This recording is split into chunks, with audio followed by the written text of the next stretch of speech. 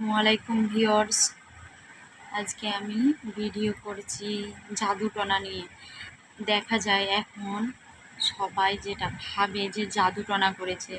বিভিন্ন জায়গায় ছুটি আমরা কি করি না, বিভিন্ন জায়গায় ঝাড়ফুঁকানি করতে, তাবিজ জানতে, কবিও জানতে, মানে যেখানে যে গেছে তাকে কেউ মানা করেনি কখনো যে না করেনি, জাদুটনা করেছে না। তারা বিভিন্ন রকম টাকা নিয়ে থাকে, অনেক সময় টাকা নিয়ে থাকে। জাদুটনা করুক নাই করুক, যেই গেছে ভালো মানুষ গেলে পারাও তারা বলে নাকি জাদুটনা করেছে। তো আমি আজকে এমন পদ্ধতিতে জাদুটনা কাটানো শেখাবো যেটার দ্বারা টাকা পয়সা কিছুই খরচ করতে হবে না, আর কোথাও যেতেই হবে না। নিজে নিজেই বা বাড়ির যে কেউ এই জাদুটনা কাটাতে পারবে। তো আসল বিষয়ে আসা যাক, না কিভাবে কাটাবে এই জাদুটনা। প্রথমে কি করতে হবে, একটা ছুরি নিতে হবে।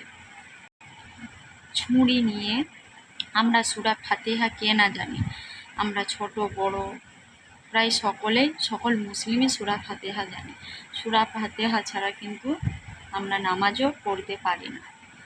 সূরা ফাতিহা আমাদের এমনিতেই সব জায়গাতেই লাগে, সূরা ফাতিহা আমরা সকলেই জানি।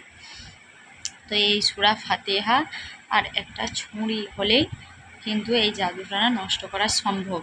কিভাবে করবে এই জাদুটনা নষ্ট? না, ছুরিটা নিয়ে প্রথমে নিজের মাথায় রাখতে হবে, ঠিক মাথার এভাবে এই সামনেতে রাখতে হবে, এভাবে রেখে তারপরে সূরা ফাতিহা পড়তে হবে।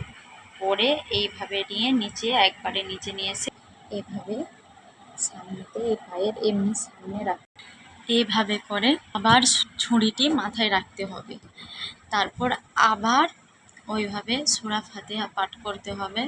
পাঠ করার পর তারপরে আবার আস্তে আস্তে ছুরিটা নিচের দিকে নিয়ে এসে পায়ের মানে মাথা থেকে সামনের দিকে আস্তে আস্তে নিয়ে এসে পায়ের সামনে রাখতে হবে। এইভাবে করে 7 বার পাঠ করতে হবে, তাহলে কিন্তু জাদুটনা নষ্ট হবে। এর দ্বারা যদি তা বলে যেভাবে খুশি করলে হবে না, তার জন্য কিন্তু পাক পবিত্রতা বজায় রাখতে হবে, অজু করতে হবে, করে কিন্তু এই জিনিসটা করতে হবে, তবেই এটা কাজ হবে, নাহলে কিন্তু হবে না। যে কোনো জাদুটনা বশীকরণ কিন্তু সহজেই কেটে যাবে এইভাবে করে থাকলে। আমাদের মেয়েদের মধ্যে বিশেষ করে এই চিন্তাটা বেশি থাকে যে জাদু করেছে, জাদুটনা করেছে।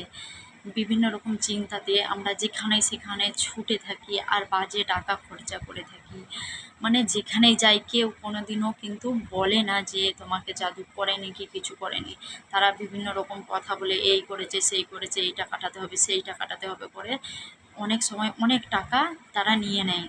কিন্তু তাদের কাছে এই ফালতু টাকা খরচা করার থেকে নিজেই এইভাবে চেষ্টা করে দেখলে, যদি জাদুটনা করে থাকে অবশ্যই এইভাবে করলে সেটি কেটে যাবে। আর যদি না করে থাকে তাহলে শরীরের অন্য কোনো প্রবলেম থেকেও হতে পারে।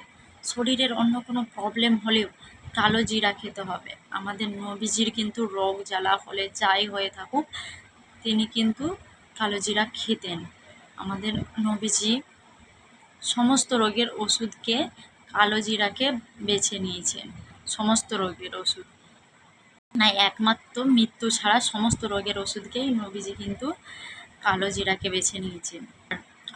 আর আমরা যারা আয়াতুল কুরসি জানি, আয়াতুল কুরসি পাঠ করলে তো কোনো জিনও আক্রমণ করতে পারবে না, কেউ ধারে কাছে ঠেসতেই পারবে না।